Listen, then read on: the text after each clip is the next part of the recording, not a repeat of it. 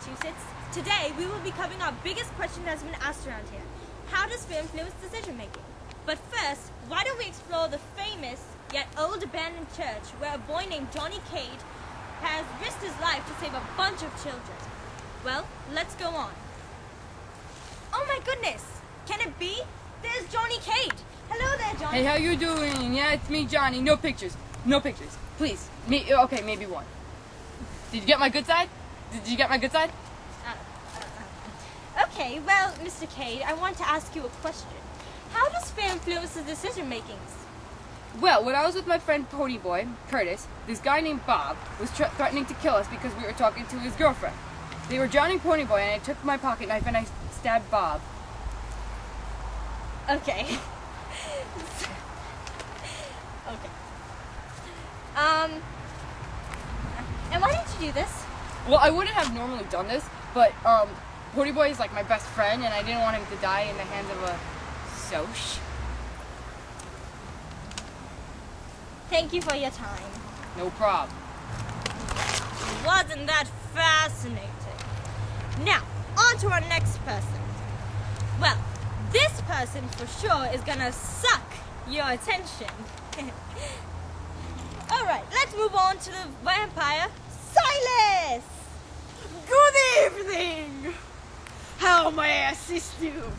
Does it involve blood? No bananas, please. Or else I'm not interested. No, Mr. Silas. No. What? No. Okay, okay, well, so, I have a few questions for you to answer. Okay. How does fear influence your decision makings? Well, I'm not trying to be mean or anything, but I just let this child named Bud out of the graveyard that I reside in. Bud is a little child that I take care of because his parents were murdered by an evil man named the Man Jack. I take care of him because his parents aren't able to because they were buried in a different graveyard. Wow, that's very, very mature of you to do. So, what do you prevent? I mean, like, how do you prevent this man Jack from killing Bob?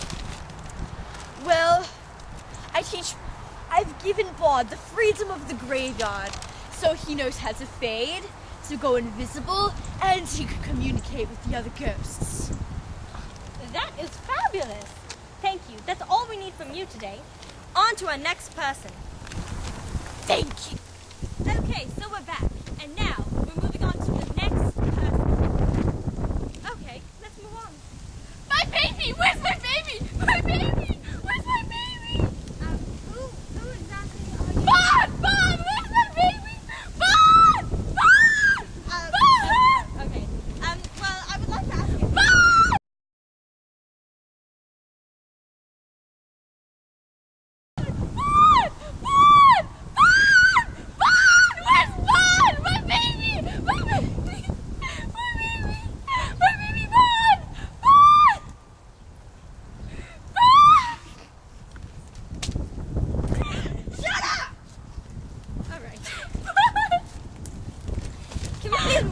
Move on with the show, lady! Okay. Stella, I would like to ask you... You know, this is all my governor's fault. Okay, well, I would like to ask you the question, how does fear influence your decision making? Well, I had to leave my baby, my baby boss with ghosts in the graveyard, and I wouldn't have done it if I had no other choice, and he could have stayed with his cousins in Georgetown, but no, he had to go to the graveyard, and the man Jack was on to him, and now he's grown, and I don't want to spend time with him. Okay, so do you think that this was a good idea? Of course it was a good idea. Now he grew up to his full potential. Now he's mature and he's good and he'll fulfill his potential in life. Okay, well, that was incredible. Yes. Well, thank you for your time. Now that we're done with the show, we are just going to get I'm sick and tired of talking. I'm the new reporter now. Let's move on to Tituba, the witch. They're after me. I can see the trouble. They're after me. I'm being inflicted. Okay. What else? Just answer the question. How does fear influence decision making?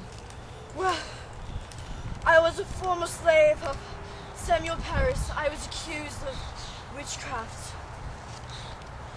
His daughter said that I was inflicting them. I was causing them pain, but I really wasn't. I confessed that I was a witch, and I said that there were other witches in the village to save myself. Okay. So how does this answer the question? Well, I was frightened. I didn't want to be buried at the stake. Burned at the stake. Burned. Drowned. I didn't want to risk my life. I needed to save myself. So I ran away. Far away.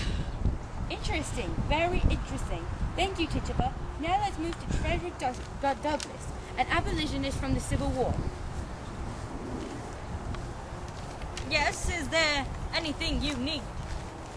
Yes.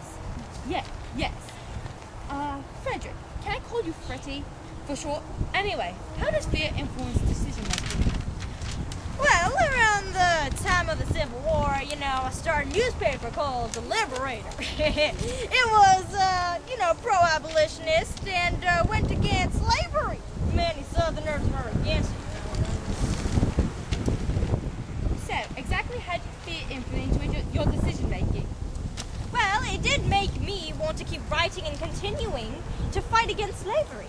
In other words, the fear of getting hurt or killed made me stronger, based on the fact that I was working for a good cause. Wonderful. Thanks. That's all we have. That's all the time we have. Johnny is out.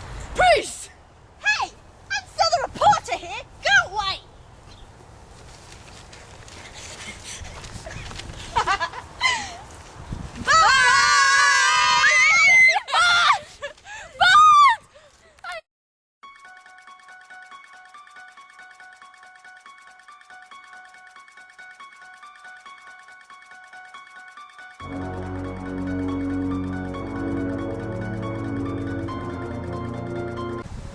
Good morning, Salem, Massachusetts.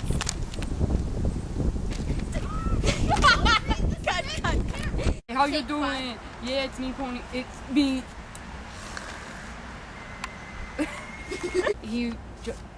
Pony Boy is like my best friend, and I didn't want him to die in the hands of a